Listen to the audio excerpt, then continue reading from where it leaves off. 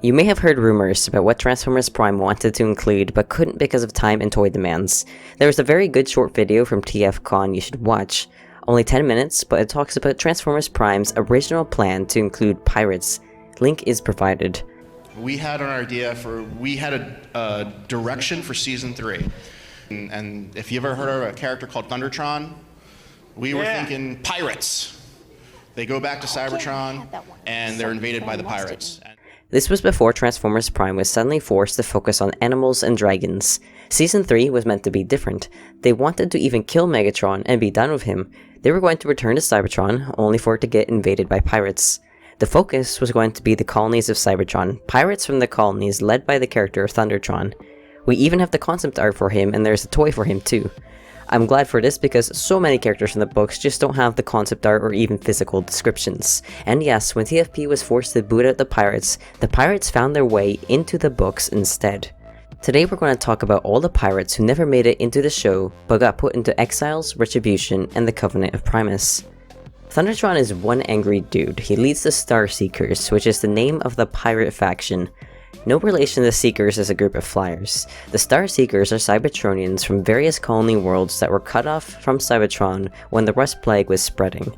Cybertron protected itself by closing all space bridges, but doing that left all Cybertronians off-world to die from the plague without help, or to eventually die off because now they no longer had a fresh supply of Energon.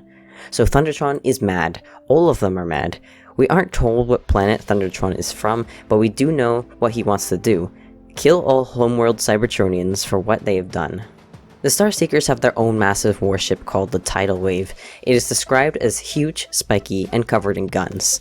The Star Seekers have their own insignia as well, a face with 2 crossed swords. Thundertron is described in a few instances as a big bot with blue and gold armor and red eyes. He has a lion head on his chest because of his Elt form, but his claws on his arms and body are very scary and noticeable. Thundertron is a full pirate stereotype with a peg leg and cutlass, but his design shows a thick, wiry beard. Thundertron in Beast Mode has feathery wings, although they're not present on his toy. He is also mentioned as having jet thrusters, so he can fly through space, and he's quite the funky winged robot lion.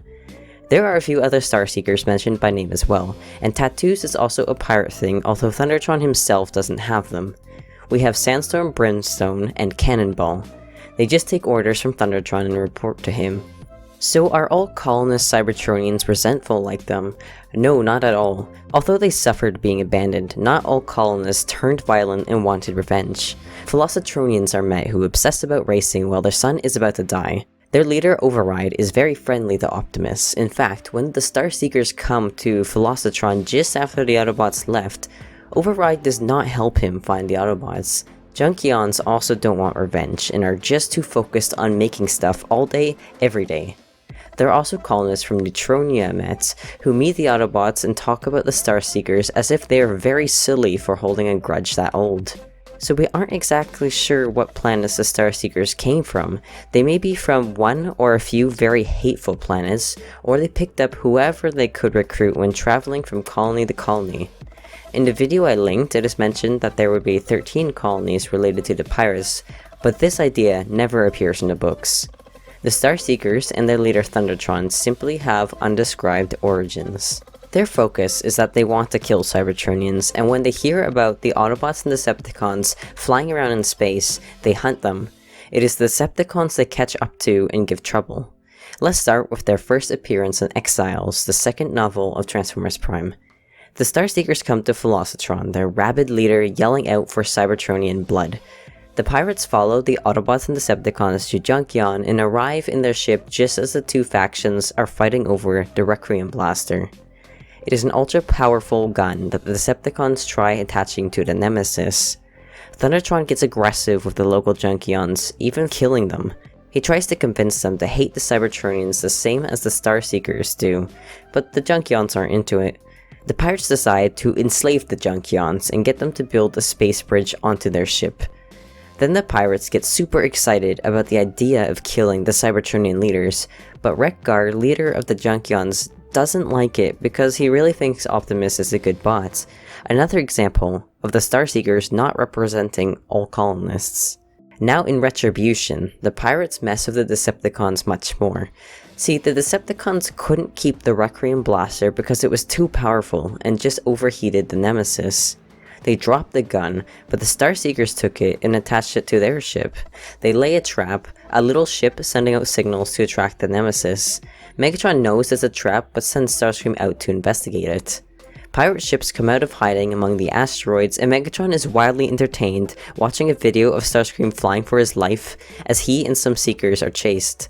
But then Thundertron calls the Nemesis. Thundertron does his raffle speech about why Cybertronians must die.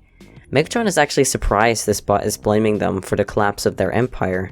Megatron says, "Hey, why don't we just join forces and start a new empire?" The pirate leader refuses and prepares to fire the Requiem blaster at the Nemesis.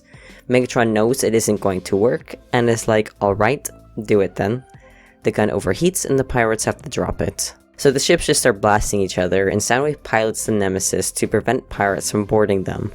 Viacons in particular are suffering heavy losses as they go outside and fight the pirates in the asteroid field. Megatron and Thundertron act macho and decide they just got to fight each other face to face. They throw insults, and Thundertron comes at Megatron in his flying lion form. And you know what? Thundertron is winning. I bet Megatron was out of practice. Before the fight can finish, Thundertron's pirates start calling him, panicking that they can't keep fighting the Nemesis and they're about to lose their ship. The Starseekers retreat, and that's basically the end of their story in the aligned continuity. The Decepticons go on chasing the Ark and the Allspark, then wind up on Aquatron. So the Starseekers and their leader are very much still alive. There is still a whole faction out there with their own warship, probably going to head to Cybertron soon once they realize how defenseless it is right now. You can imagine the original plans for Season 3 can still happen just as they try rebuilding Cybertron after Predacons Rising. Or maybe the pirates show up after Cybertron is repopulated and developed quite a bit.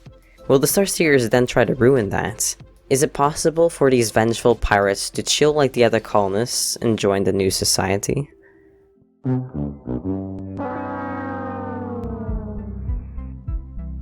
And he said, "We need animals. We need animals, and we like Imagine Dragons, and we need dragons. We need to fight dragons."